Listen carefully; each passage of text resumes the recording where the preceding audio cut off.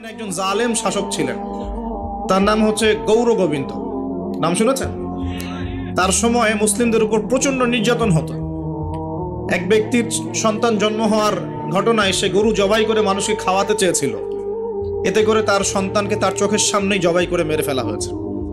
এগুলো ইতিহাসে লেখা আছে, আমরা পড়েছি, আল্লাহ ভালো জানেন, আমরা এগুলো হিস্ট্রির মধ্যে পড়েছি। তো তিনি সোনারগাঁ চলে যান। সোনারগাঁ গিয়ে তৎকালীন বাংলার শাসককে তিনি বিচার দেন। তিনি কিছু ফোর্স পাঠান, সাথে পাঠিয়ে দেন এই ইয়েমেন থেকে আগত এই যে শাহজালাল রাহিমাহুল্লাহ এবং তার 360 জন। প্রথমে ছিল 210 জন। রাস্তায় আস্তে আস্তে আস্তে আস্তে দাওয়াতি কাজ করতে করতে করতে করতে আরও বেশ কিছু অনুসারী তার হন, তার হাতে বায়াত গ্রহণ করেন এবং 360 জনের একটা বাহিনী তিনি গঠন করেন। শুধু আধ্যাত্মিকত্বেই তিনি আল্লাহর মারিফতওয়ালা মানুষ ছিলেন এমন নয়, বরং চলতি পথে মানুষকে দাওয়াতও দিয়েছেন। এক পর্যায়ে রাজা গৌর গোবিন্দের বিরুদ্ধে সশস্ত্র যুদ্ধও করেছেন। আপনারা কি মনে করেন এই অঞ্চলে ইসলাম কিভাবে এসেছে? খালি দাওয়াতের মাধ্যমে? আমি এখন যা দিচ্ছি এটা দাওয়াত, আমি যা দিচ্ছি এটা দাওয়াত। আমি আপনাকে নামাজের দাওয়াত দিতে পারি, কিন্তু নামাজ আমি এখানে প্রতিষ্ঠা করতে পারবো না। আমার কথা কি বুঝতে পারছেন? কিন্তু উমর রাদিয়াল্লাহু আনহুর যুগে নামাজ প্রতিষ্ঠিত ছিল। কেউ নামাজ না পড়লে শাস্তি প্রদান করা হতো। যখন আপনি নামাজ না পড়লে মুসলিমদেরকে শাস্তি দিতে পারবেন, বালেগ বিনা ওজরে নামাজ পড়ছে না, নামাজের ওয়াক্ত হয়ে গেছে, হাইয়া আলাস সালাহ, আজান হচ্ছে, দোকান খুলে ব্যবসা করছে, যখন ওই দোকানে গিয়ে চার্জ করতে পারবেন তখন সালাত কায়েম হয়েছে। এখন আমরা সালাতে দাওয়াত দিচ্ছি, ভাই নামাজের দিকে আসেন। বিগত 100 বছরের অবস্থা আমি ব্যাখ্যা করবো ইনশাল্লাহ সামনে, এটা বলে শেষ করি। তিনি শুধু দাওয়াতই দেন নাই, মানুষের আধ্যাত্মিক বিষয়গুলো পরিবর্তন করেছেন। তার অনুসারীদেরকে নিয়ে সেখানে এসেছেন। ইতিহাসের বইগুলোতে লেখা আছে সেই রাজা জাদুবিদ্যায় পারদর্শী ছিল, জাদুবিদ্যায় পারদর্শী ছিল। ব্রহ্মপুত্র নদী থেকে শুরু করে সুরমা পর্যন্ত প্রত্যেক নদীর নৌযান তিনি বন্ধ করে দেন, যাতে শাহজালাল রাহিমাহুল্লাহ এখানে আসতে না পারে। যখন ইমানের সৈনিকরা মাঠে নামে তখন কুফররা ভয় পায় না? পায় কি পায় না? তো তারাও ভীত ছিল তখন, কারণ যখন আপনি জুলুম করবেন কারো উপরে না, তখন অটোমেটিকলি আপনার মনের মধ্যে একটা ভয় কাজ করবে। যখন আপনি কারো প্রতি জুলুম করবেন অটোমেটিকলি মনের মধ্যে একটা ভয় কাজ করবে আপনার। যখন আপনি শিরক করবেন মনের মধ্যে ভয় কাজ করবে। যখন আপনি নবীর সুন্নতের খেলাফ চলবেন, ইসলামের এগেইনস্টে শত্রুতা করবেন, মনের কোথায় জানি একটা অজান্তে একটা ভয় কাজ করবে, না জানি আল্লাহ কবে আমাকে ধরেন, হবে না? আর যখন আপনি ভিতর থেকে পবিত্র এবং ভিতর থেকে শক্ত, যে না আমি ইমানের উপর আছি, আল্লাহর হুকুম আহকাম পালন করছি, নবীর সুন্নত মেনে চলছি, ইসলামের দাওয়াত দিচ্ছি, আপনার ভিতরে কোথায় জানি একটা কনফিডেন্স থাকবে যে আল্লাহ আমার সাথে আছে। আর কেউ থাক না থাক, আল্লাহ আমার সাথে আছে। দুনিয়াতে না হোক, আল্লাহ পরকালে আমার সাথে আছে। দুনিয়া আখিরাত উভয় জাহানেই আল্লাহ পাক সাথে থাকবেন ইনশাআল্লাহ। তো জাদুবিদ্যা কাজ করলো না। বলা হয়, এটা সত্য মিথ্যা আমরা জানি না, বলা হয় যে নৌযান ছাড়াই আল্লাহ পাকের কুদরতে, আল্লাহ পাক তার কুদরত কিন্তু তার বান্দার মধ্যে প্রকাশ করতে পারেন যাকে ইচ্ছা। তিনি নদী পার হয়েছেন, তার সৈন্যদেরকে নিয়ে পার হয়েছেন, এটা বলা হয়ে থাকে। আল্লাহ ভালো জানেন, আমরা সত্য মিথ্যা বলতে পারবো না। এরপরে এখানে সর্বশেষ যেটা পদক্ষেপ নেওয়া হয়েছিল, লোহা দিয়ে জাদু করা হয়েছে, শিল দিয়ে জাদু করা হয়েছে। এই শিলের জাদু কে ভাঙতে পারবে, এই কথা শাহজালাল রাহিমাহুল্লাহ তার অনুসারীদেরকে বলছিলেন যে তোমাদের মধ্যে যে ব্যক্তি ফজরের নামাজ কোনোদিন কাজা করো নাই, সে উঠে আজান দিলে ইনশাআল্লাহ আল্লাহ পাক এই জাদু ভ্রষ্ট করবেন। সম্ভবত নাসির উদ্দিন নামক একজন ব্যক্তি, বুরহানুদ্দিন, শুকরিয়া স্যার, বুরহানুদ্দিন নামক একজন ব্যক্তি, তিনি দাঁড়িয়ে বলেন যে আমি কোনোদিন ফজরের নামাজ কাজা করি না। চিন্তা করতে পারেন, উম্মার বিজয় কাদের হাতে হয়েছে? বেনামাজিদের হাতে, আমাদের মতো বেনামাজিদের হাতে। আমরা যারা পর্দা করি না আমাদের হাতে, আমরা যারা সুদ খাই আমাদের হাতে, আমরা যারা ব্যভিচার করছি, পরকিয়া করছি, জেনা করছি, মাদক খাচ্ছি, এই তরুণ সমাজ, আমাদের হাতে কি উম্মার বিজয় হবে? কি মনে হয় আপনাদের? একদিনও ফজরের নামাজ কাজা হয়নি, সেই ব্যক্তি উঠে আজান দিয়েছেন, সুবহানাল্লাহ। আর শাহজালাল রাহিমাহুল্লাহ তখন বলেছিলেন যে শিল হট, মানে এটা ভেঙে যাওয়ার জন্য। এই শিল এবং হট একত্রিত হয়ে পরবর্তীতে আস্তে আস্তে সিলেট নামটা হয়েছে। তার আগের নাম ছিল জালালাবাদ। কি নাম ছিল? জালালাবাদ। এই যে ইতিহাসগুলো কতজন মানুষ জানে? তিনি একজন তাওহীদপন্থী মানুষ ছিলেন, আল্লাহর ওলি ছিলেন, আল্লাহর মারিফতওয়ালা মানুষ ছিলেন। অনুসারীদেরকে নিয়ে তিনি শুধু দাওয়াতই দেন নাই, জালেমের প্রাসাদ পর্যন্ত চলে গেছেন যুদ্ধ করতে করতে, করেন নাই?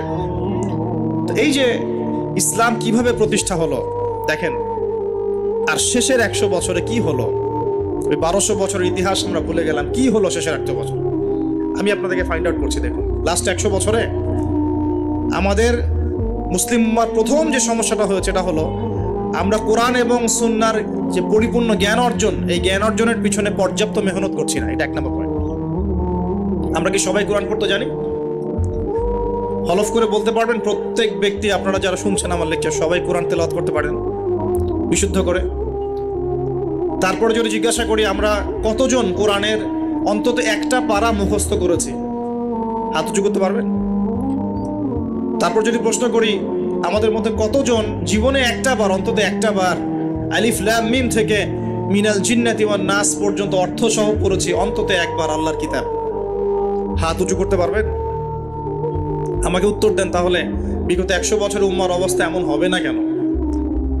আমরা কতজন ব্যক্তি 5 ওয়াক্ত নামাজ পড়ি? উঁচু লেভেলের কথাবার্তা বলে আসলে লাভ নাই মাহফিলগুলোতে। আমি এটা শিখেছি মাহফিলে এসে। প্রথম দিকে আমি খুব হাই থটের কিছু লেকচার দিতাম, পেট্রো ডলার কেন্দ্রিক, জায়নিজম কেন্দ্রিক, জিউসদেরকে নিয়ে, প্যালেস্টাইন ইস্যু নিয়ে, আরো বড় বড় কিছু ইস্যুস, ওয়ার্ল্ড অ্যাফেয়ার্স নিয়ে। পরে দেখলাম যে আসলে আমরা এমন একটা জায়গায় আছি, এখানে আমাকে প্রশাসনের অনেক ভাই অনেক হেল্প করেছে, অনেক রাজনৈতিক নেতৃবৃন্দ আমাকে অনেক হেল্প করেছে, সমাজ নেতা আমাকে অনেক হেল্প করেছে, আমাদের আলেম ওলামাদের মধ্যে অনেকেই, হকপন্থী অনেক ওলামায়ে কেরাম আমাকে কাছে ডেকে নিয়ে অনেক হেল্প করেছে। বুঝিয়েছে যে যে কথাগুলো মানুষ বুঝতে পারবে না সেগুলো পাবলিকলি বলার কোনো মানে হয় না। পরে আমিও ফিল করলাম যে আসলেই তাই। যেখানে আমি আলোচনা করছি ওইখানকার মানুষ নামাজ পড়ছে না, আমি সেখানে গিয়ে কিভাবে ইকোনমিক বিষয়গুলো বোঝাব? আমি এমন একটা জায়গায় লেকচার দিচ্ছি যেখানকার মানুষ কোরআন তেলাওয়াত করতে জানছে না, আমি কিভাবে কোরআনের হুকুম আহকামগুলো প্রতিষ্ঠানের কথা বলব? আমরা এমন একটা জায়গায় বসে আছি যে আমরা সবাই নবীর সুন্নত অনুযায়ী দাঁড়িয়েও রাখছি না।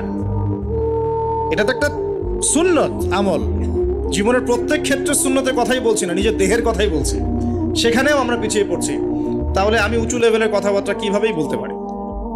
তখন নিজেকে আরো গুটিয়ে নিলাম, নিয়ে আবার প্রাথমিক অবস্থা থেকে আলোচনা করা শুরু করব। সালাত কেন্দ্রিক, পড়াশোনা কেন্দ্রিক, যাকাত কেন্দ্রিক, সাওম কেন্দ্রিক, শিরক, তাওহীদ, আকীদা, ঈমান, সুন্নত, এগুলো কেন্দ্রিক। এই মাহফিলের সিজনে আমি এগুলোই বলেছি, এর বাইরে কিছু বলিই নি এখন, কারণ মনে করছি যে এগুলো বলার মতো পরিবেশ নাই। আমাদের সবার আগে দরকার জ্ঞানের বিপ্লব। সর্বপ্রথম যেটা প্রয়োজন এই উম্মার, সেটা হলো জ্ঞানের বিপ্লব। প্রত্যেক ব্যক্তিকে আল কোরআন তেলাওয়াত করা শিখতে হবে আগে। ওয়াদা করেন, রাজি আছেন কিনা? প্রত্যেক ব্যক্তিকে আল কোরআনুল কারীম বিশুদ্ধ করে তেলাওয়াত করা শিখতে হবে আগে, ইনশাআল্লাহ। ইনশাআল্লাহ যদি আমি আগামী বছর আসি, আমি 5টা কাজ আপনাদেরকে দিয়ে যাচ্ছি। আগামী বছর এসে আমি 5টা কাজ আগে নিব, তারপর আলোচনা হবে। 1 নাম্বার, সবাইকে বিশুদ্ধ কোরআন তেলাওয়াত করা শিখতে হবে, 1 নাম্বার। 2 নাম্বার, অন্তত একবার আলিফ লাম মিম থেকে মিনাল জিন্নাতি ওয়ান নাস পর্যন্ত এই 30 পারা কোরআন অর্থ সহ অন্তত একটা বার পড়ে দেখতে হবে 1 বছরে। পারবেন? আমি হিসেব করে দেখেছি, যদি প্রত্যেক দিন আপনি 20টা করে আয়াত তেলাওয়াত করতে পারেন এবং 20টা আয়াতের অর্থ পড়তে পারেন, আপনি 1 বছরে আল কোরআন শুরু থেকে শেষ পর্যন্ত অর্থ সহ পড়তে পারবেন। দৈনিক 20টা আয়াত পড়া খুব কঠিন।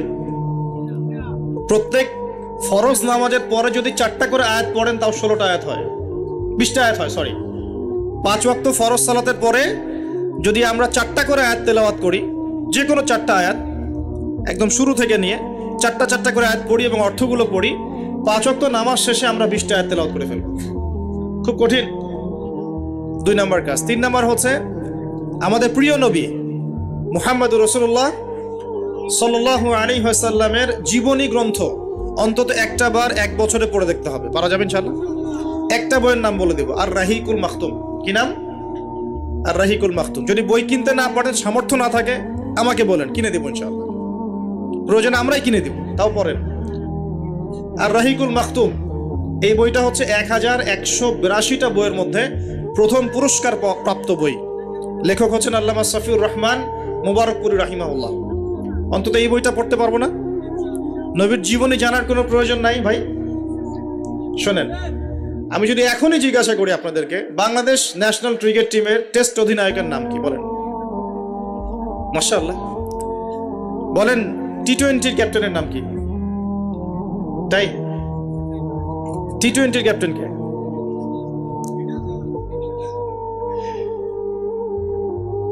ওডিআই ক্যাপ্টেন কে? আর্জেন্টিনার 3 জন প্লেয়ারের নাম বলতে পারবেন?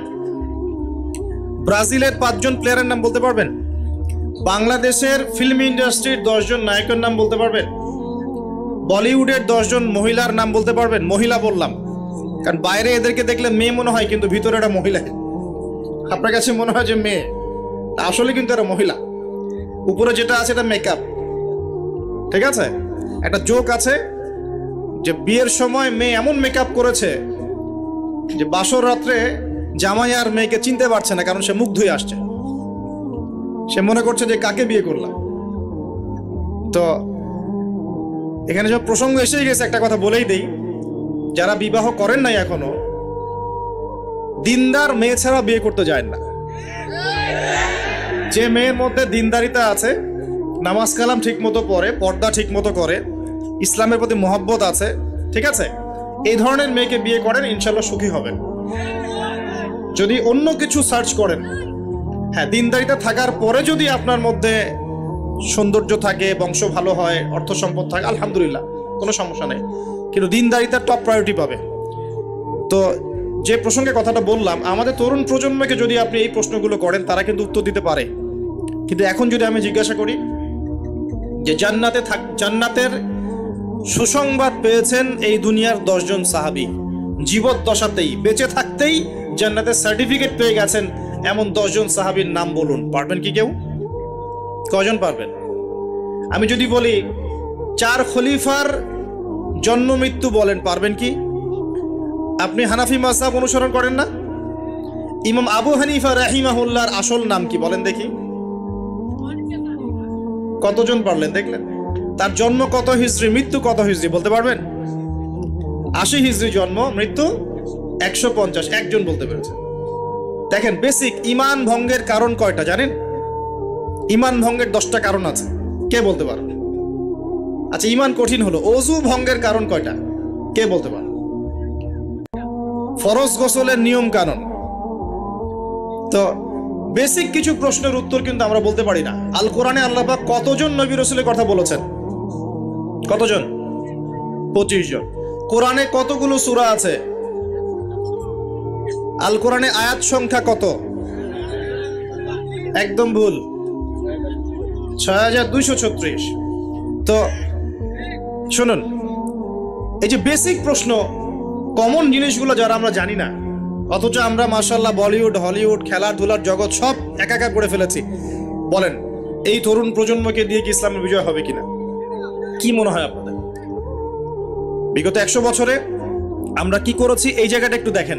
প্রথমত, আমরা দিনের বেসিক যে পড়াশোনার জ্ঞান অর্জন, এই জ্ঞান অর্জন থেকে আমরা মোটামুটি পিছিয়ে যাচ্ছি। আমরা মনে করছি যে এগুলো আলেম ওলামাদেরই কাজ, দায়ীদের, বক্তাদের, তাদেরই কাজ দিনকে নিয়ে ফিকির করা, আমাদের কোনো দায়িত্ব নাই। এটা কি ঠিক হবে? এই দিন কি আমাদের সবার না? বাংলাদেশ একটা রাষ্ট্র, বাংলাদেশ রাষ্ট্রটা কি শুধু পলিটিশিয়ানদের দ্বারাই টিকে থাকে? এখানে সাধারণ জনগণ আছে, পুলিশ প্রশাসন আছে, যুবক যুবতী আছে, শিশুরা আছে, বিভিন্ন অর্থনৈতিক সেক্টরে মানুষ আছে, ফাইন্যান্সের ক্ষেত্রে মানুষ আছে, মিলস, ইন্ডাস্ট্রিজ, ফ্যাক্টরিজ আছে, অনেক কিছু আছে। সব কিছু মিলেই কি একটা জাতি না? এখন যদি মনে একটা অংশের মানুষ দায়িত্ব ছেড়ে দেয়, শুধু প্রশাসন বলে যে আমরা দায়িত্ব পালন করবো না, আপনারা বোঝেন, তাহলে এই পুরো দেশের সিস্টেমটা কলাপস করবে না? শুধু ব্যাংকিং সিস্টেমের মানুষরা যদি বলে আমরা আর ব্যাংক ট্যাঙ্ক চালাবো না, আপনারা চালান, যা করেন করেন, এই দেশের ইকোনমিক সেকশনটা কলাপস করবে না? যদি ব্যবসায়ীরা বলে আমরা কোনো ব্যবসা করবো না, শুধু এই যে এক্সপোর্ট ইম্পোর্ট অথবা এই যে ট্রানজাকশন, মানে বাস ট্রাক যেটা আমরা বলি, শ্রমিক, মোটর শ্রমিক, তারাই যদি বলে আমরা আর গাড়ি ঘোড়া চালাবো না, জনগণ ভোগান্তিতে পড়বে না? একটা রাষ্ট্র বলেন, সমাজ বলেন, উম্মাহ বলেন, টিকে থাকে সবার প্রচেষ্টার উপরে। সবাই যখন যার যার জায়গা থেকে তার দায়িত্ব পালন করে, তখন সে রাষ্ট্রের বিজয় কেউ ঠেকাতে পারে? কেউ পারবে না ইনশাআল্লাহ। একই জিনিস উম্মার ক্ষেত্রেও। আমরা যদি মনে করি যে আমরা এটা আলেম ওলামাদেরই কাজ, হ্যাঁ, হাফেজে কোরআন তারাই কোরআন চর্চা করবে, যিনি মুফতি মুহাদ্দিস তারাই ইসলাম নিয়ে পড়ে থাকবে, আমরা কিছু জানি না, তাহলে সমস্যা। আমাদের বেসিক জ্ঞান সবাইকে অর্জন করা উচিত। রাসূল সাল্লাল্লাহু আলাইহি ওয়াসাল্লাম বলছেন, তালাবুল ইলমি ফরিদা আলা কুল্লি মুসলিম। প্রত্যেক মুসলমানের উপরে দিনের জ্ঞান অর্জন করাটা ফরজ করা হয়েছে। আমরা কি পড়াশোনা করবো ইনশাআল্লাহ? একটু বেসিক পড়াশোনা করবেন, কোরআন পড়াটা শিখুন। অন্তত পক্ষে নবী সাল্লাল্লাহু আলাইহি ওয়াসাল্লামের 40টা হাদিস মুখস্থ করেন। বেসিক কিতাবগুলো পড়েন, যেমন রিয়াদুস সালেহিন, বুলুগুল মারাম, মিশকাতুল মাসাবি, হাদিসে আরবাঈন, ফয়জুল কালাম, বেসিক বইগুলো একটু পড়ার চেষ্টা করেন। নবী সিরাতগুলো পড়েন, ইসলামের ইতিহাসগুলো পড়েন, আকীদার বইগুলো পড়েন। এরপরে আপনি কোনো মাসআলায় ঠেকে গেলে ইমাম সাহেব আছেন, আলেম আছেন, মুহাদ্দিস আছেন, মুফতিরা আছেন, তাদেরকে জিজ্ঞাসা করবেন এবং তাদের সাথে পরামর্শ না করে দিন পালন করবেন না, অবশ্যই পরামর্শ করবেন। আল্লাহ পাক তৌফিক এনায়েত করুন। কাজ দিয়ে যাচ্ছি, কোরআন তেলাওয়াত শিখতে হবে, নবীর জীবনে একবার পড়তে হবে, একবার টপ টু বটম কোরআনের অর্থ পড়বেন। আরেকটা কাজ দিব, সেটা হলো নবী সাল্লাল্লাহু আলাইহি ওয়াসাল্লামের 40 হাদিস কমপক্ষে মুখস্থ করতে হবে। পারা যাবে ইনশাআল্লাহ? 1 বছর সময় থাকলো, পারবেন তো ইনশাআল্লাহ? উম্মার পিছিয়ে পড়ার কারণ প্রথমত জ্ঞান থেকে পিছিয়ে পড়া। শুধু এই জ্ঞান নয়, আমরা কিন্তু অনেক ক্ষেত্রে বিশ্বে যে জ্ঞানগুলো মানে প্রয়োজন হচ্ছে, যেমন আইসিটি, আপনার medical science, engineering, philosophy, economics, geopolitics, যে বিশ্বকে ডিল করতে যে জ্ঞানগুলো দরকার, এই জ্ঞানগুলো অর্জনের ক্ষেত্রেও কিন্তু আমরা অনেকে পিছিয়ে পড়ছি না? পড়ছি কি না? একজন ইমাম সাহেব কেন জানবেন না যে ওয়ার্ল্ডে কি হচ্ছে? কেন জানবেন না? জানা উচিত কিনা?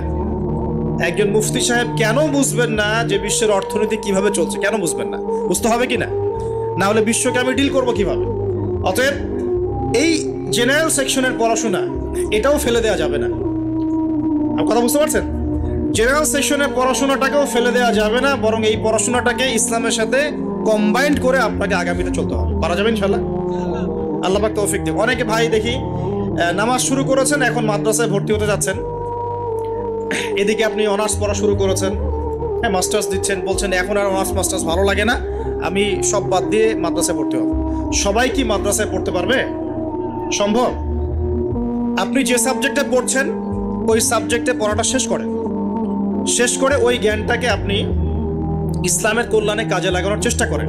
আমরা যদি চাই যে আমাদের দুনিয়ার সাফল্য আসুক, পরকালে মুক্তি পাই, তো যেখান থেকে পিছিয়ে পড়েছি ওই জায়গাগুলো পূরণ করতে হবে। 1 নাম্বার পিছিয়ে পড়েছি আমরা জ্ঞান অর্জনের চর্চা থেকে। আমি রিকোয়েস্ট করব প্রত্যেক মুসলমান ভাই যেন দিনের অন্তত বেসিক পড়াশোনাগুলো করেন, জ্ঞান অর্জন করেন। আল্লাহ পাক তৌফিক এনায়েত করুন। আমিন। সবচেয়ে বেশি প্রয়োজন আমাদের জ্ঞানের বিপ্লব, এবং এই জ্ঞান চর্চার মধ্য দিয়ে ইনশাআল্লাহ আমরা সমাজ পরিবর্তন করবো ইনশাআল্লাহ তাআলা। দেখুন, আইয়ামে জাহিলিয়াতের সেই 23 বছর পরিবর্তন হয়েছে কোরআন এবং সুন্নাহর জ্ঞানের মাধ্যমে। কিন্তু নবী সাল্লাল্লাহু আলাইহি ওয়াসাল্লাম এই কোরআন সুন্নাহর জ্ঞানকে সাহাবীদের মধ্যে ছড়িয়ে দিয়েছেন এবং তারা সেই জ্ঞানের আলোকে তাদের ব্যক্তি জীবন পরিবর্তন করেছেন, তাদের পরিবার পরিবর্তন করেছেন, তাদের আকীদা বিশ্বাস পরিবর্তন করেছেন। দুনিয়ার যে বস্তুবাদিতা, এখান থেকে পরকালের চেতনা জাগ্রত হয়েছে। আল্লাহ পাকের আদেশের সামনে আত্মসমর্পণের চেতনা নিয়েছেন। এক পর্যায়ে তারা কিন্তু দিনের জন্য সংগ্রাম করেছেন, কষ্ট স্বীকার করেছেন। প্রয়োজনে তারা কিন্তু মক্কা থেকে হিজরত করে মদিনাতেও চলে গেছেন। মানে তারা সবকিছুই করেছেন, কিন্তু শুরুটা হয়েছিল কি দিয়ে? জ্ঞানের চর্চার মধ্য দিয়ে। তাহলে আমাদের প্রথম কি দরকার ভাই? কোরআন এবং হাদিসের কেন্দ্রিক জ্ঞানের চর্চা। আল্লাহ পাক সবাইকে করার তৌফিক এনায়েত করুন। আমিন। আর এই জ্ঞান চর্চাটার কথা বলি, একা একা হবে না, ওস্তাদ লাগবে কিনা? টিচার লাগবে, ওস্তাদ লাগবে। যে সেক্টরে জ্ঞান অর্জন করছেন সেখানকার ওস্তাদদের সাথে সুসম্পর্ক রেখে বরেণ্য উলামায়ে কেরামদের সাথে সহবতে থেকে আপনি জ্ঞানের চর্চা করেন ইনশাআল্লাহ তাআলা। আল্লাহ পাক আপনার জ্ঞানে বরকত দান করুন, আমি দোয়া করি। দ্বিতীয় যে বিষয়টা আমরা পিছিয়ে পড়েছি বিগত 100 বছরে, সেটা হলো আমরা জানি অনেক কিছুই, জানা অনুযায়ী আমল সবাই করি না। এটা হচ্ছে দ্বিতীয় রিজন। আমরা অনেক সময় অনেক বড় বড় কথা বলি, কিন্তু কথা অনুযায়ী কাজ নাই। অনেক কিছু জানি ঠিকই, কিন্তু আমল করতে পারি না। আমরা একটা সূত্র ফলো করলেই জানা অনুযায়ী আমল করতে পারবো ইনশাআল্লাহ। আমি কি সূত্রটা বলে দিব? সূত্রটা হচ্ছে, একজন ব্যক্তিত্ব আছে আমাদের সামনে, সেই ব্যক্তিত্বকে হুবাহু কপি পেস্ট করতে হবে। কাট পেস্ট আছে না? কপি পেস্ট এরকম কপি পেস্ট করতে হবে একজন ব্যক্তিত্বকে, তার নাম মুহাম্মদুর রাসূলুল্লাহ সাল্লাল্লাহু আলাইহি ওয়াসাল্লাম। আজকে রাত্রে লেকচার শুনলেন, বাসায় গিয়ে ঘুমাবেন, এমনি এমনি ঘুমাবেন না। ঘুমানোর আগে বিসমিল্লাহ বলে লাইটটা অফ করবেন, বিছানাটা বিসমিল্লাহ বলে ঝাড়বেন, ঠিক আছে? ওয়াশরুম থেকে পারলে অজু করে আসবেন। মশারি দিচ্ছেন, লাইটস অফ করছেন, পাত্র যেগুলো আছে সেগুলো একটু ঢেকে রাখবেন বিসমিল্লাহ বলে, দরজা লাগাবেন বিসমিল্লাহ বলে। এরপর 3 বার পড়বেন সূরা ইখলাস একবার, সূরা ফালাক একবার, সূরা নাস একবার, পরে হাত একত্রিত করে ফু দিয়ে কা মাসাহ করবেন। এই কাজটা 3 বার করবেন। একবার আয়াতুল কুরসি পড়বেন, সূরা বাকারার 255 নম্বর আয়াত, আল্লাহু লা ইলাহা ইল্লা হুয়াল হাইয়ুল কাইয়ুম, এটা শেষ পর্যন্ত।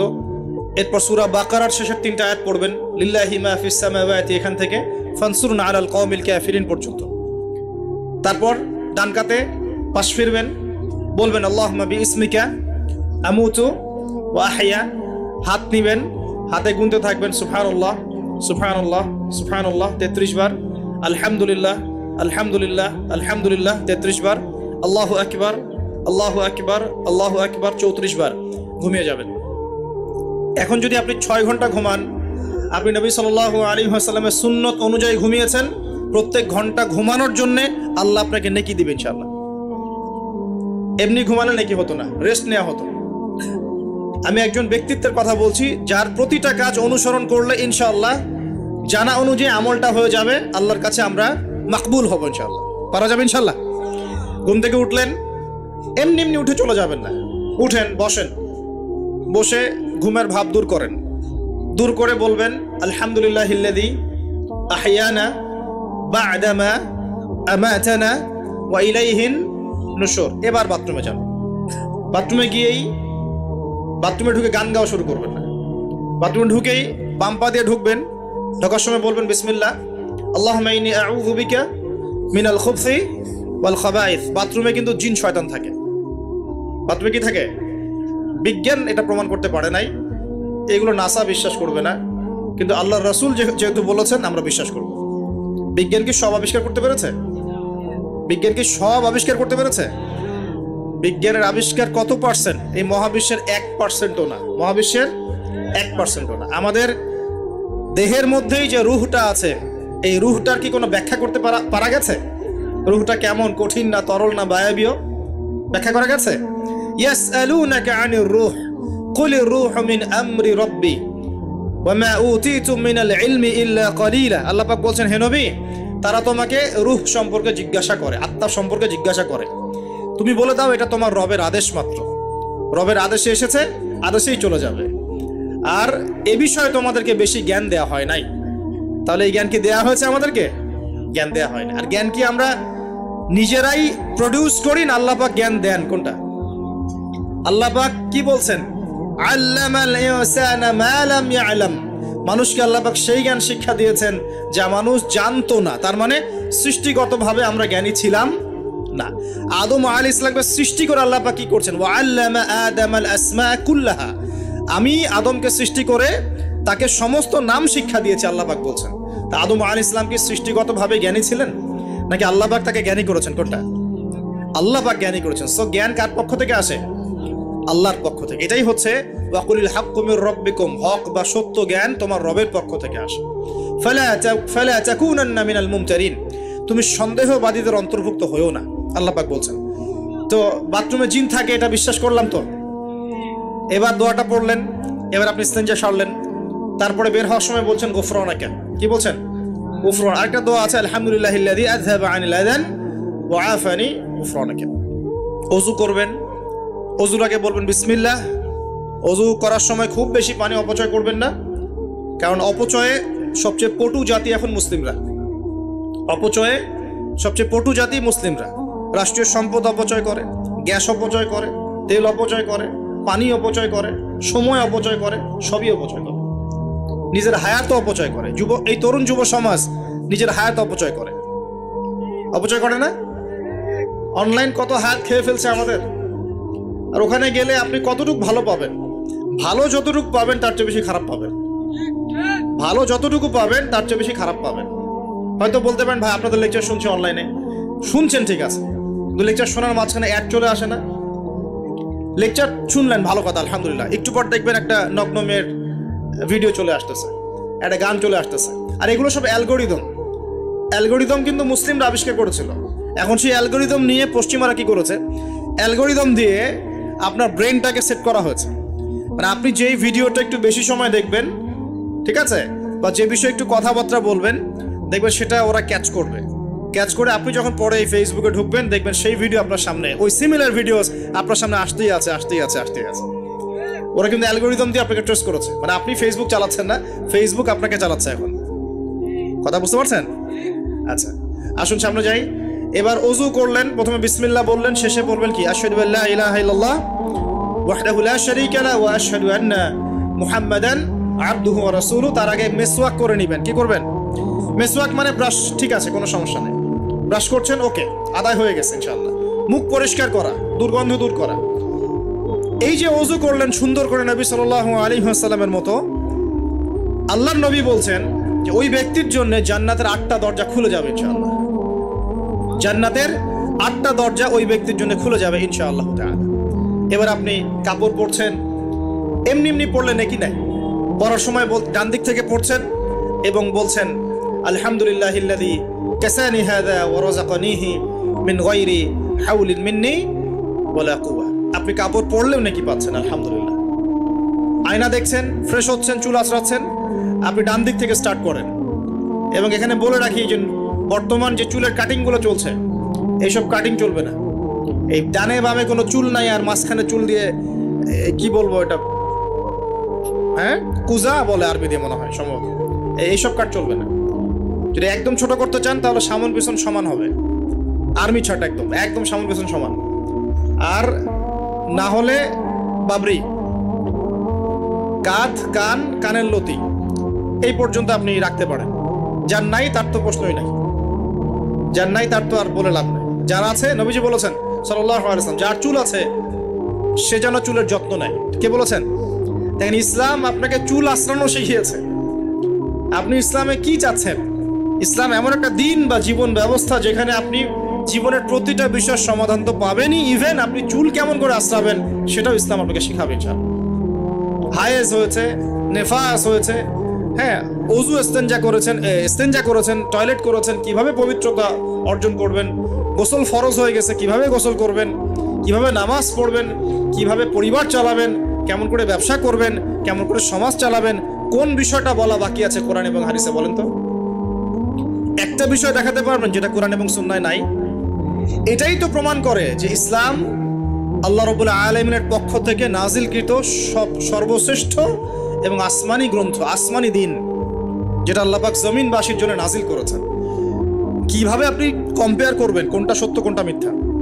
আপনি সবগুলো ধর্মগ্রন্থ নিয়ে বসে দেখেন যে প্রত্যেকটা ধর্মগ্রন্থের মধ্যে কি জীবনের প্রতিটা বিষয়ের সমাধান আছে কি না, ঘেটে দেখেন। যদি দেখেন যে না, সবগুলো ধর্মগ্রন্থ ঘেটেছি, শুধু কোরআন এবং হাদিসে পেয়েছি যেখানে প্রতিটা বিষয়ের সমাধান আছে, তাহলে নিঃসন্দেহে এটা আল্লাহ পাকের পক্ষ থেকে এসেছে। সহজ। আর যখন জেনে যাবেন এটা আল্লাহর পক্ষ থেকে এসেছে, তখন আমাদের কর্তব্য তার সামনে আত্মসমর্পণ করা। আল্লাহ পাক আমাদের সবাইকে পরিপূর্ণ মুসলমান হওয়ার তৌফিক দান করুন। ওযু শেষ, এবার যাবেন নামাজে যাওয়ার সময় বাসা থেকে বের হচ্ছেন, আল্লাহর রাসূল শিখিয়েছেন আপনাকে বলতে হবে বিসমিল্লাহি তাওয়াক্কালতু আলাল্লাহ ওয়ালা হাওলা ওয়ালা কুওয়াতা ইল্লা বিল্লাহ। বের হলেন, আপনার সাথে একজন ফেরেশতা থাকবেন ইনশাআল্লাহ, শয়তান দূরে চলে যাবে ইনশাআল্লাহ। মসজিদে যাচ্ছেন, যাওয়ার সময় চুপচাপ থাকবেন না, দোয়া পড়বেন, জিকির করবেন। একটা দোয়া আছে, এটাও পড়তে পারেন, আল্লাহ নবী পড়তেন। তিনি বলতেন আল্লাহুম্মা ইজআল ফি কলবি নূরা, হে আল্লাহ আমার কলবে নূর দাও, ওয়া ফি লিসানি নূরা, আমার লিসান বা জিহ্বায় জবানে তুমি নূর দাও, ওয়া ফি সামঈ নূরা, আমার শ্রবণ ইন্দ্রিয়তে নূর দাও, আলো দাও, ঠিক আছে, ওয়া ফি বাসরি নূরা, আমার দৃষ্টিশক্তির মধ্যে নূর বা আলো দাও, ওয়া আন ইয়ামিনি নূরান, আমার ডান দিকে আলো দাও, ওয়া আন শিমালি নূরান, আমার বাম দিকে আলো দাও, হ্যাঁ, ওয়া মিন খালফি নূরান ওয়া মিন তাহতি নূরা, আমার উপরে নিচে তুমি নূর দাও। আল্লাহুম্মা ইজআল ফি নাফসি নূরা, আল্লাহ আমার নফসের মধ্যেই তুমি নূর বা আলো দাও। এরকম দোয়া আছে, আরো অনেক শব্দে আসছে। এটা ছোটটা বললাম, এটা বড় ভার্সনও আছে। এই দোয়াটা অনেক বড়, তো এই দোয়াটাও পড়তে পারেন। নূর বা আলো কার পক্ষ থেকে আসে? দুনিয়াতে যদি আমরা এই জাহেলি পরিবেশে অন্ধকারাচ্ছন্ন সমাজে আমরা যদি আলো চাই, আল্লাহর নূর ছাড়া কোনো গতি নাই। আল্লাহ পাক নূর দিলে আপনি আলো পাবেন। আল্লাহ পাক খিদর আলাইহিস সালামকে নূর দিয়েছিলেন না? নৌকা কেন ফুটা করছেন মানুষ বুঝতে পারছে না, খিদর আলাইহিস সালাম বুঝতে পারছেন ফুটা না করলে সমস্যা আছে, জলদস্যু নিয়ে যাবে। মনে আছে গল্পটা? কোন সূরায়? কোন সূরা? সূরা কাহফ। বাচ্চাকে কেন হত্যা করলেন মানুষ বুঝতে পারছে না, মুসা আলাইহিস সালামও বুঝতে পারছেন না। খিদর আলাইহিস সালাম বলছেন এই বাচ্চাকে হত্যা না করলে বড় হয়ে বড় কাফের হতো, আর পুরো মানে বাবা মাকেও পর্যন্ত কাফের বানাতো। দেয়ালটা কেন নির্মাণ করলেন মুসা আলাইহিস সালাম বুঝতে পারছেন না। খিদর আলাইহিস সালাম বলছেন এই দেয়াল নির্মাণ না করলে এর নিচে এতিম 2 বাচ্চা রেখে যাওয়া বাবা মার সম্পত্তি ছিল, মানুষরা নিয়ে চলে যেত, এই কারণে করেছে।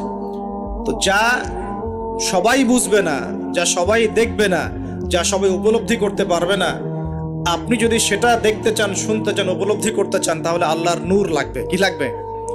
আর আল্লাহ পাকের নূর এমনি এমনি আসবে না। আগে ফরজিয়াতের উপর আমল করতে হবে, নফল আমল বাড়াতে হবে, সুন্নতের উপর পাবন থাকতে হবে, মনের মধ্যে রোগ দূর করতে হবে। মনে অহংকার রাখলে নূর আসবে না, মনে হিংসা বিদ্বেষ রাখলে নূর আসবে না, সারাদিন গীবত তহমত সমালোচনা গালিগালাজ করলে নূর আসবে না, হারাম খেলে নূর আসবে না। এক কথায় তাসকিয়া বা আত্মশুদ্ধি অর্জন না করতে পারলে নূর আসবে না। আর আল্লাহর নূরওয়ালা মানুষদের কাছে গেলে ইনশাআল্লাহ নূর আসবে। এরকম মানুষ তো খুঁজে পাওয়া এখন মুশকিল না? আমরা মোটামুটি সবাই দিন দিন কেমন জানি বস্তুবাদী হয়ে যাচ্ছে। বস্তুবাদী মানে দুনিয়ার ফিকিরটা বেশি, দুনিয়া ঠিক রেখে তারপর পরকাল করতে চাই, তাই না ভাই? আল্লাহ পাক আমাদেরকে বোঝার তৌফিক দেখ যে এই দুনিয়ার জীবনটা সংক্ষিপ্ত এবং চিরস্থায়ী নয়। আমাদের প্রতিটা কাজ পরকালীন স্বার্থে করা উচিত। আল্লাহ পাক বোঝার তৌফিক দান করুন। নামাজ পড়তে যাবেন, এবার নামাজের মধ্যে চেষ্টা করবেন আজান এবং একামত এর মাঝখানে বেশি বেশি দোয়া করার জন্য। নবীজি বলেছেন আজান একামতের মাঝখানে দোয়াগুলো আল্লাহ পাক ফেরত দেন না। আজান একামতের মাঝখানে যে কোনো দোয়া করবেন ইনশাআল্লাহ আল্লাহ পাক কবুল করবেন, যদি আপনার রিজিকটা হালাল হয়। আল্লাহ পাক তৌফিক দান করুন, আমিন। তারপরে নামাজে দাঁড়ালেন, একামত হয়ে গেছে, এখন কি নামাজ কি আমরা 4 মিনিটে 4 রাকাত নামাজ শেষ করে দিব? আমরা কি 3G 4G 5G নামাজ পড়বো, নাকি নবী সাল্লাল্লাহু আলাইহি ওয়াসাল্লামের মতো ধীর স্থির ভাবে নামাজ পড়বো? কোনটা? আর নামাজের যে কিছু মাসআলা আছে, এই মাসআলা ইখতিলাফি মাসআলাগুলো কি নিয়ে কি আমরা পড়ে থাকবো, নাকি নামাজের ভিতরে যে প্রাণ, আধ্যাত্মিকত্ব, ইহসান, মারিফত এগুলোর ফিকির করবো? কোনটা বলেন? হাত কোথায় বাঁধবো, পায়ে পা লাগাবো কি লাগাবো না, আমিন জোরে বলবো না আস্তে বলবো, আর কি রফুল ইয়াদান করবো কিনা, ব্যাস এই তো আমাদের মাসালা, নাকি? এইগুলো নিয়েই তো আমরা মোটামুটি মসজিদ তো ভাগ করে দিয়েছি মাশাআল্লাহ অনেক, নাকি? এবং সেগুলোকে আমরা মনে করি যে আমরা জিহাদ করে দিয়েছি সমাজের মধ্যে। হ্যাঁ, উম্মার ঐক্য নষ্ট হয়ে গেছে। উম্মার ঐক্য কি হয়েছে? নষ্ট হয়ে গেছে। এভাবে আস্তে আস্তে উম্মার ঐক্য নষ্ট করা হয়েছে। আর উম্মার ঐক্য যে নষ্ট হোক এটা কারা চাইবে? ইসলামের বন্ধুরা না শত্রুরা? আমরা সবাই মিলে যদি এই পুরো বাঙালি জাতি এবং আমার উম্মা যারা আছি মুসলিম, আমরা সবাই ঐক্যবদ্ধ থাকি, আমাদেরকে কি হারানো খুব সহজ, নাকি বিভক্ত হয়ে গেলে সহজ? তো বিভক্ত হয়ে যায় এটা কারা চাইবে? নিঃসন্দেহে ইসলামের দুশ্মনরাই চাইবে। তো আমরা বিভক্ত হয়ে যাচ্ছি কারণে অকারণে। তো দেখুন নামাজের মূল জিনিসটা কি? আল্লাহকে পাওয়া। নামাজে দাঁড়িয়েছি, নামাজে কতটুকু মনোযোগ থাকে, কি পড়ি বুঝি কিনা, সূরা ফাতিহার অর্থ বুঝি কিনা, সেজদায় আল্লাহকে পাই কিনা, আমি দোয়া করলে আমার চোখ দিয়ে পানি ঝরে কিনা, তেলাওয়াত বুঝি কিনা, রুকু ধীর স্থির ভাবে করি কিনা, সেজদা ধীর স্থির ভাবে করি কিনা, নামাজে কি আমি চুরি করি, এগুলো খেয়াল রাখতে হবে। স্থিরতা থাকবে। অনেকে দেখি নামাজে রুকু করেন, রুকু থেকে মাথা না তুলেই তাবাস করে সেজদায় চলে যান, করেন কিনা? এটা নামাজ চুরি করা। এই নামাজ আল্লাহর কাছে কবুল হয় না। একটা হাদিসে আসছে বহু নামাজি আছে যাদের নামাজ শেষ হওয়ার পরে নামাজটাকে নিয়ে তাদের মুখের উপর নিক্ষেপ করে দেওয়া হয়। বলেন নাউজুবিল্লাহ। আমরা কি এমন নামাজি হতে চাই? নবী সাল্লাল্লাহু আলাইহি ওয়াসাল্লাম নামাজে দাঁড়াতেন, দুনিয়া ভুলে যেতেন, দুনিয়ার ফিকির থাকতো না, কোনো পা ফুলে যেত, তিনি টেরি পাচ্ছেন না। একটা হাদিসে আসছে নবী সাল্লাল্লাহু আলাইহি ওয়াসাল্লাম এক রাকাতের মধ্যে প্রায় 4.5 পারা কোরআন তেলাওয়াত করেছেন। আমরা তো এতটুকু পারবো না, আমরা জানি, কিন্তু অন্তত পক্ষে 10টা আয়াতও যদি পড়ি, একটা সূরাও যদি পড়ি, এটাকে ধীর স্থিরভাবে পড়া যাবে কিনা? যাবে না? একটু অর্থটা বুঝে পড়া যায় না? আমরা যখন সূরা ফাতিহা পড়ি, আল্লাহ পাকের সাথে আমরা কিন্তু কথোপকথন করি। আপনি কি জানেন? এই হাদিসে শোনেন, যখন আল্লাহু আকবার বলে দাঁড়াই এবং সূরা ফাতিহা সানার পরে সূরা ফাতিহা স্টার্ট করে আমরা বলি আলহামদুলিল্লাহি রাব্বিল আলামিন, আল্লাহ পাক উত্তর প্রদান করেন, বলেন হামিদানি আব্দি। আমরা বলি আর রহমানির রহিম, আল্লাহ পাক বলেন ইসনা আলাইয়া আব্দি। আমরা বলি মালিকি ইয়াউমিদ্দিন, আমরা বলি যখন আল্লাহ পাক তার উত্তর দেন, বলেন মাজ্জাদানি আব্দি। আমরা বলি ইয়াকা না'বুদু ওয়া ইয়াকা নাস্তাঈন, আল্লাহ পাক বলেন হাযা বাইনি ওয়া বাইনা আব্দি। আমরা দোয়া করি, বলি ইহদিনাস সিরাতাল মুস্তাকিম সিরাতাল্লাযীনা আন'আমতা আলাইহিম গায়রিল মাগদুবি আলাইহিম ওয়ালাদ-দাল্লিন। এরপর আল্লাহ পাক বলেন ওয়ালি আব্দি মা সাআলা, আমার বান্দা যে পথ চেয়েছে আমি তাকে তা দিলাম। এই যে নামাজে আল্লাহর সাথে আমরা মোনাজাত করি, মোনাজাত মানে আল্লাহর সাথে চুপে চুপে কথা বলা। মোনাজাত মানে কি? শুধু এটাকেই মোনাজাত বলে না, মোনাজাত মানে আল্লাহর সাথে চুপে চুপে কথা বলা। আমরা আল্লাহর সাথে ফিস ফিস করে ভাবে নামাজে কথা বলি, কতজন ফিল করি? প্রিয় ভাইরা, নামাজ পড়বো ধীর স্থির ভাবে। ওয়ামা খালাকতুল জিন্না ওয়াল ইনসা ইল্লা লিয়াবুদুন, আল্লাহ পাক বলছেন আমি মানুষ আর জিন জাতিকে শুধুমাত্র আমার ইবাদত করার জন্যই সৃষ্টি করেছি। সো এত তাড়াহুড়ার কিছু নাই, নামাজ পড়তেই দুনিয়া আসছি, আল্লাহর হুকুম আহকাম পালন করতেই দুনিয়া আসছি। একটু হোক না, দোকানটা 5টা মিনিট পরেই না হয় খুললেন, ঠিক আছে, ক্ষেত খামারে 5টা মিনিট পরেই না হয় গেলেন, কি এমন হয়ে যাবে? ফরজ নামাজটা অন্তত পক্ষে ধীর স্থির ভাবে পড়েন। বাসায় গিয়ে আপনি সুন্নত পড়তে পারেন, কোনো সমস্যা নেই। নফল নামাজ আপনি ইচ্ছা মতো পড়েন, আল্লাহ পাক তৌফিক দান করুন। নামাজ শেষ, নামাজ শেষ হয়ে আমরা কি উঠে চলে আসবো, নাকি একটু সুন্নত আছে? নামাজ শেষ করার পর আরো সুন্নত আছে। নামাজ শেষ করার পরে একবার বলতে হয় আল্লাহু আকবার, তারপর 3 বার বলতে হয় আস্তাগফিরুল্লাহ আস্তাগফিরুল্লাহ আস্তাগফিরুল্লাহ। একবার বলতে হয় আল্লাহুম্মা আনতাস সালাম ওয়া মিনকাস সালাম তাবারাকতা ইয়া যাল জালালি ওয়াল ইকরাম। আরো বলতে হয় আল্লাহুম্মা আইন্নি আলা যিকরিকা ওয়া শুকরিকা ওয়া হুসনি ইবাদাতিকা। এগুলো পড়তে হবে না? গুরুত্বপূর্ণ সুন্নত। যখন সুন্নতের উপর আমল না করব, তখন তো সারা জীবনের সুন্নত প্রতিষ্ঠা হবে না। তারপরে একবার আয়াতুল কুরসি পড়তে হয়। নবীজি বলেছেন সাল্লাল্লাহু আলাইহি ওয়াসাল্লাম, যে ব্যক্তি প্রত্যেক ফরজ নামাজের পর আয়াতুল কুরসি তেলাওয়াত করে, মৃত্যু ছাড়া জান্নাতে যাওয়ার জন্য কোনো বাধা নাই তার। আলহামদুলিল্লাহ, মরে গেলে জান্নাতে চলে যাবে ইনশাআল্লাহ। এরপরে আরো আছে আল্লাহুম্মা লা মানিআ লিমা আ'তাইত ওয়া লা মু'তিয়া লিমা মানা'ত ওয়া লা ইয়ানফা'ু যাল জাদ্দি মিনকাল জাদ। আরো অনেক দোয়া কালাম আছে। 33 বার সুবহানাল্লাহ, 33 বার আলহামদুলিল্লাহ, 33 বার আল্লাহু আকবার, তারপর কালিমা শাহাদা, তারপরে একবার সূরা ফালাক, একবার সূরা নাস, একবার সূরা ইখলাস। এগুলো পড়ে উঠে আসবেন। আমরা কিন্তু এই সুন্নগুলোর চাইতে এখন ওই মোনাজাতকে বেশি গুরুত্ব দিই, তাই না? মোনাজাত করলেন, উঠে চলে গেলেন, তা সুন্নতগুলো আমল করবে কে? মোনাজাত তো অপেক্ষায় বসে আছেন, সালাম ফিরানো হয়ে গেছে, ব্যাস মোনাজাত 1 মিনিট শেষ, আলহামদুলিল্লাহ শেষ করলেন, কিন্তু সুন্নতগুলো আমল করবে কে? সুন্নতটা কি সরে গেল না? আমি তর্ক করতে আসিনি এই বিষয় নিয়ে। করেন বুঝলাম, আপনি করেন, ঠিক আছে করেন, কিন্তু সুন্নত আমলটা করবে কে? এই জিকির আজগার তাসবিহ তাহলিলগুলো কে পড়বে? তাহলে ওগুলো তো পড়তে হবে নাকি? ওগুলো তো পড়তে হবে। তাসবিহ তাহলিল জিকির আজগার শেষ করেন, আল্লাহ পাক তৌফিক এনায়েত করুন, আমিন। এরপরে আসেন, এবার যে নামাজ থেকে বের হয়ে গেলাম, এখন কেউ যাবে চাকরি ক্ষেত্রে, কেউ ব্যবসায়, কেউ পড়াশোনায়, হ্যাঁ, কেউ সমাজে, বিভিন্ন জন বিভিন্ন জায়গায় চলে যাব না নামাজ শেষে? আচ্ছা, এখন ঘুমালাম নবীর মতো, উঠলাম নবীর মতো, দাঁত ব্রাশ করলাম, মাশাআল্লাহ, মেসওয়াক করলাম, ওযু করলাম, ইস্তিনজা করলাম, নামাজে গেলাম, নামাজও পড়লাম, সবকিছু নবীর মতোই করলাম সাল্লাল্লাহু আলাইহি ওয়াসাল্লাম। এখন কি ব্যবসায় গিয়ে মাপে কম দিতে পারবো? বলেন, কথা বলেন। এখন আসল জায়গায় আসেন। নামাজ তো আলহামদুলিল্লাহ পড়লাম, জিকির আজগার করলাম, তাসবিহ তাহলিল করলাম, কোরআনও তেলাওয়াত করলাম, মাশাআল্লাহ, আল্লাহ পাককে বলে আসলাম আল্লাহ তোমারই ইবাদত করি, তোমার কাছেই সাহায্য চাই, আর কারো কাছে চাই না। এখন কি বের হয়ে আমি যখন চাকরিতে যাব বা ব্যবসায় যাব বা অন্য সেকশনে যাব, এখন কি আমি ব্যবসায় গিয়ে মাপে কম দিতে পারবো কিনা? এখন কি আমি পণ্যে ভেজাল দিতে পারবো কিনা? এখন কি আমি মিথ্যা কসম করে পণ্য বিক্রি করতে পারবো কিনা? এখন চাকরি ক্ষেত্রে গেলে আমি কি ঘুষ নিতে পারবো কিনা? আমি কি সুদ খাইতে পারবো কিনা? আমি কি বাজারে কৃত্রিম সিন্ডিকেট তৈরি করতে পারবো কিনা? বাজারে একটা রেট চলছে, আমরা পলিসি করে দামটাকে মজুত করে বাড়াই দিলাম, মানুষকে একটা ভোগান্তিতে ফেললাম, পারবো কিনা? এখানে গিয়ে আমানতের খেয়ানত করতে পারবো কিনা? দায়িত্ব অবহেলা করতে পারবো কিনা?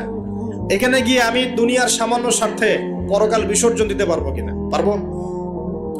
যদি পারি তাহলে আমরা শুধু নামাজে মুসলিম হয়েছি, জীবনের সব ক্ষেত্রে এখনো মুসলিম হতে পারি নাই। আর যদি আমরা জীবনের সব ক্ষেত্রে মুসলমান হতে পারি তাহলে ইসলামের বিজয় আসবে ইনশাআল্লাহ। আমার কথা কি বোঝা যাচ্ছে না কঠিন হচ্ছে? এখন পরিবারে আসলাম, তো পরিবারটা ইসলামী আদর্শে করবো না? আমার বাচ্চা কাচ্চা ইসলাম শিখবে না? আমাদের বাসার মেয়েরা মায়েরা পর্দা করবে না? আমার বাসায় তালিম থাকবে না? নাকি অপসংস্কৃতি থাকবে? নামাজ পড়ে এসেই রিমোটটা নিয়ে বসে যাব এই বেহায়া সিরিয়াল দেখার জন্যে? নাকি মোবাইল ফোনে ঢুকে যাব পর্নোগ্রাফি দেখার জন্যে? নামাজ পড়ে বের হয়ে কি সিগারেট ধরাবো? বন্ধুদের পাল্লায় বসে মাদকের আসরে বসবো? নাকি মেয়ের পিছনে ঘুরবো? নামাজ তো পড়লাম, এখন কি হবে? প্রিয় ভাইয়েরা, যদি আমরা প্রকৃত অর্থেই মন থেকে নামাজ আদায় করতে পারি, নামাজ যদি কবুল হয়, আল্লাহ রসুল বলছেন নামাজ মানুষকে পাপাচার থেকে দূরে রাখে। আল্লাহ পাকও বলছেন ইন্না সালাত তানহা আনিল ফাহশাই ওয়াল মুনকার, নিশ্চয়ই নামাজ মানুষকে সমস্ত পাপাচার থেকে দূরে রাখবে ইনশাআল্লাহ।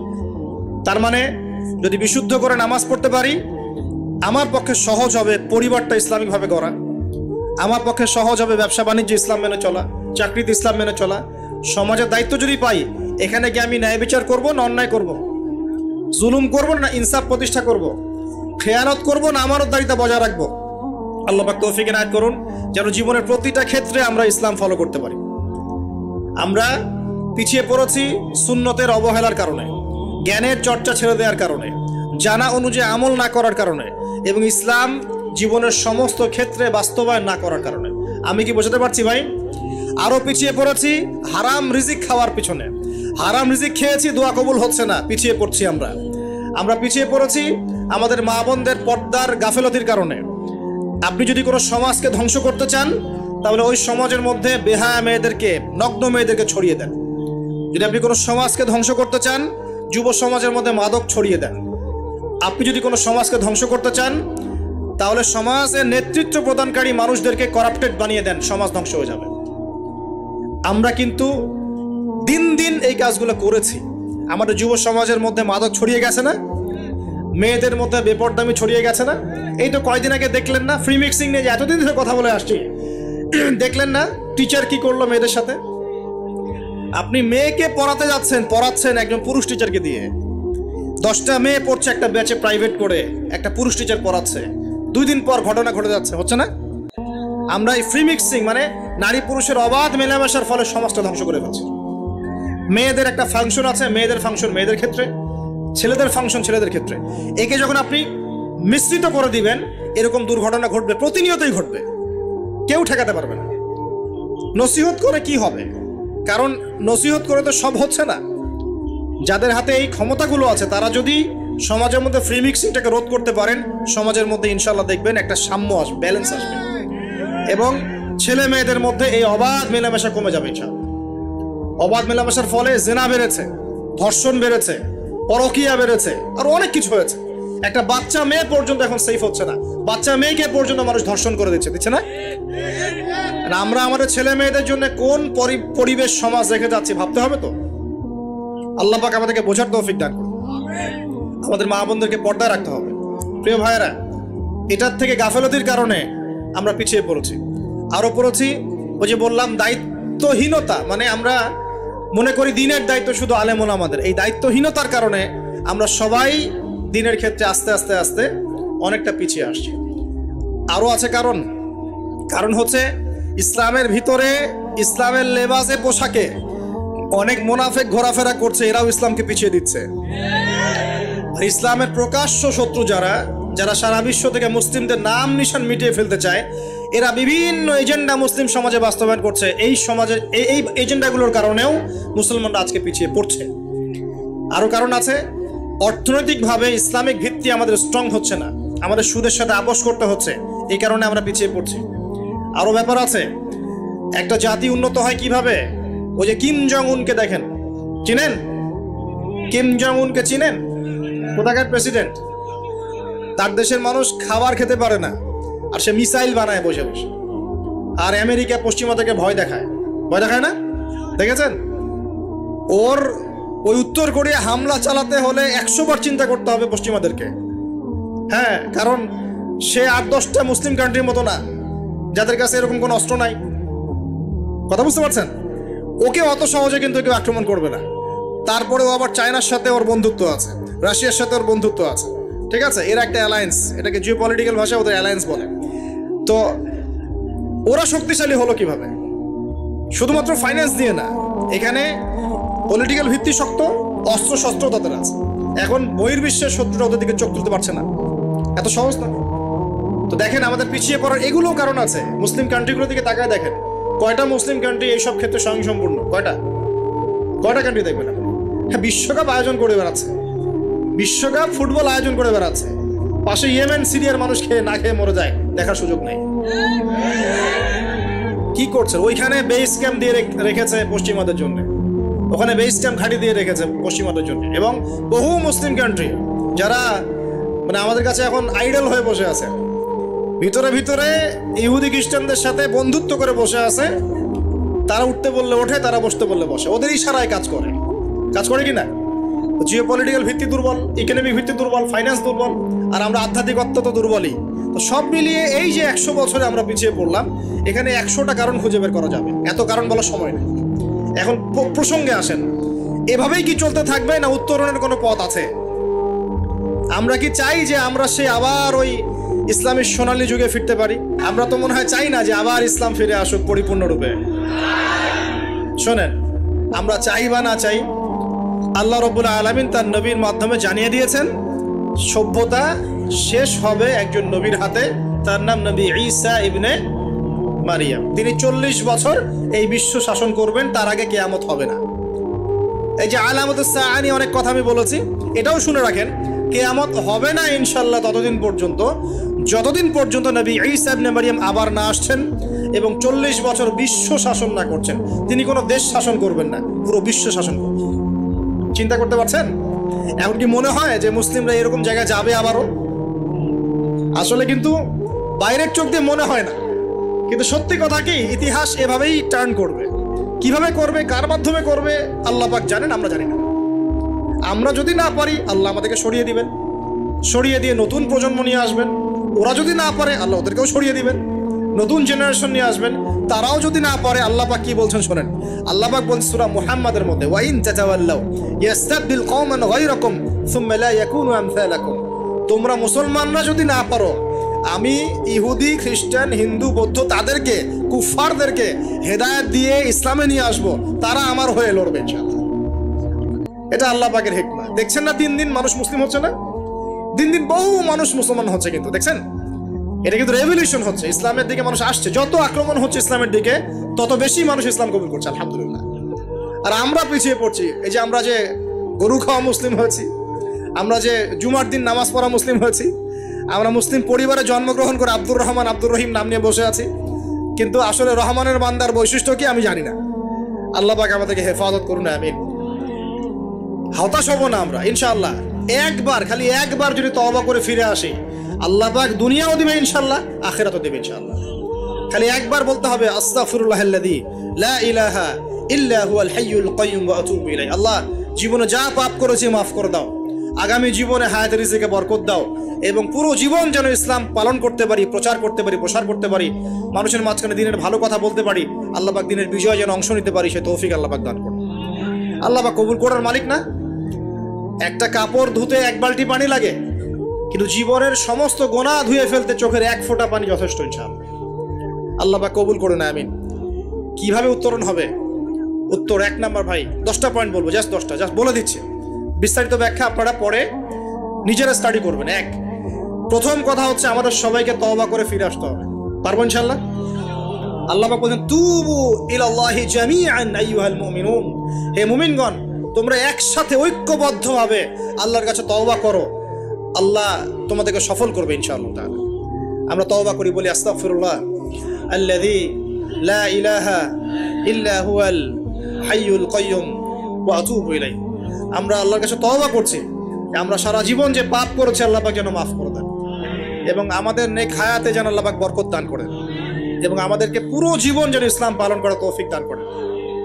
মধ্যমপন্থী হবেন, চরমপন্থী হবেন না, ইসলামের নামে কোনো সন্ত্রাসী কর্মকাণ্ডে যাবেন না, আবার শৈথিলতাবাদী হবেন না, গোলালু মার্কা মানে সব তরকারিতে গা ভাসিয়ে দিবেন না। মধ্যমপন্থী থাকবেন, ইনশাআল্লাহ দেখবেন ইসলামের বিজয় হবে ইনশাআল্লাহ। আল্লাহ পাক তৌফিক এনায়েত করুন। 1 নম্বর কাজ তওবা করে ফিরে আসা। 2 নম্বর, আমাদের সবাইকে দিনের জ্ঞান চর্চা করতে হবে। রাজি আছি ইনশাআল্লাহ? আল্লাহ পাক তৌফিক এনায়েত করুন। আমিন। 3 নম্বর, অবশ্যই জানা অনুযায়ী সবাইকে আমল করার চেষ্টা করতে হবে, নবীর সুন্নত বাস্তবায়ন করতে হবে। তৌফিক এনায়েত করুন আল্লাহ পাক। আমিন। আল্লাহ পাক আমাকে আগে তৌফিক দান করুন, এরপর আপনাদের সবাইকে তৌফিক দান করুন, যাতে করে আমরা দিনের 24 ঘন্টা প্রতিটা কাজ নবী সাল্লাল্লাহু আলাইহি ওয়াসাল্লামের সুন্নাহ মতো করতে পারি। আমিন। 4 নম্বর, আমাদের সবাইকেই হালাল রিজিক খাওয়ার চেষ্টা করতে হবে। হালাল রিজিক অল্প হলেও এটাতেই তুষ্ট থাকতে হবে। যদি আমাদের 20,000, 30,000, 50,000 টাকায় মাস চলে যায়, বাইরের দিকে তাকার দরকার নাই, এটুকু সন্তুষ্ট থাকি, দুনিয়ার জীবন ইনশাল্লাহ কেটে যাবে ইনশাআল্লাহ। যার 1 তলা বাড়ি আছে, 2 তলার স্বপ্নে বিভোর হওয়ার প্রয়োজন নাই, 5 তলা আছে, 10 তলার স্বপ্নে বিভোর হওয়ার দরকার নাই। যা আছে সন্তুষ্ট থাকেন, হালালে সন্তুষ্ট থাকেন, ইনশাআল্লাহ এতেই আল্লাহ পাক বরকত দেবে ইনশাআল্লাহ। আল্লাহ পাক কবুল করুন। আমিন। আল্লাহ পাক ধনী হতে নিষেধ করেন নাই, অর্থ উপার্জন করতেও নিষেধ করেন নাই, কিন্তু মালের হকটা আদায় করতে হবে। আত্মীয়দের হক, পরিবারের হক, প্রতিবেশীর হক, যাকাত, ওসর, ফিতরা, দান সদকা, এই যে দিনের জন্য ব্যয় করা রিজিক থেকে, এগুলো আদায় করলে আপনি ধনী হতে কোনো সমস্যা নেই। বরং উসমান গনি রাদিয়াল্লাহু আনহু কি করেছিলেন?